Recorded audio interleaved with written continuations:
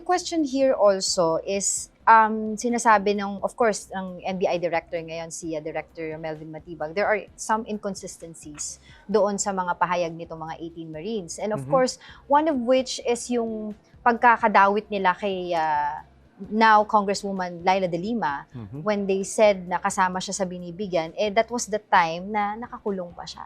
Ang unang statement ko dyan is, si Atty. Matibag na bang abogado ni Congresswoman Laila? Kasi yan, depensa ng abogado yan eh. Diba? Pag pumunta kang fiscal, sinabi mo, ito yung ebidensya ko. Nakita, sige, ipa-file nila yung kaso. Nakita, may what you call this, may prima facie evidence. Pa-file nila yung kaso, doon kayo maglaban sa korte. Tinanong ko yan sa mga sundalo. Sabi ko, nakita niyo ba si Kong Laila De Lima? Yes po. Anong pagkakataon? 1 month after malabas siya sa kulungan. So, hindi pa siya congresswoman noon. So, nakita siya, sabi ko, hindi ko nga alam na ang bahay pala ni Speaker Martin ay dalawa na. Kasi sinasabi nila 8 and 9. Sabi ko, kanya na rin yung kabila. Doon po. Paano nyo nalaman? Kasi magdadala kami ng pera. Naka-apportion na yon. Tapos, iiwan namin doon sa loob. Nandun kami sa labas kung kailangan pa ng magdala pa. Tapos, makikita namin, dala na ni Congresswoman Laila De Lima. So, let Congresswoman Laila De Lima defend herself. Let the Marines confront her. Nakita ka namin, ma'am, nung panahong to, ito yung nangyari.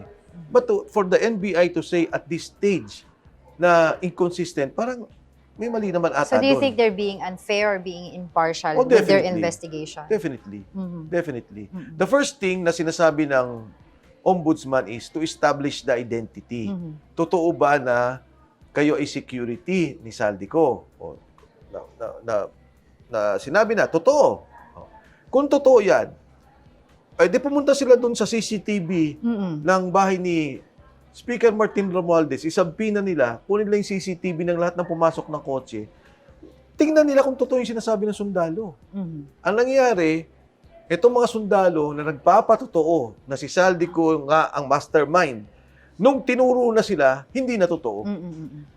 Okay. So, going back to Congresswoman Laila De Lima, ang sinasabi ng mga 18 Marines dito, nakita nila na kumuha si Congresswoman Laila De Lima. Hindi lang isang beses yun, ha? Sa bahay ni kasama pa Martin yung Romualdez. si Saldico. Kasama pa si Saldico, kasama si Speaker Martin Romualdez. So, hindi lang isang beses yun. Magugulat ka if you sit down with them, yung not in a kahit na nga formal interview, but yung relax na kwentuhan.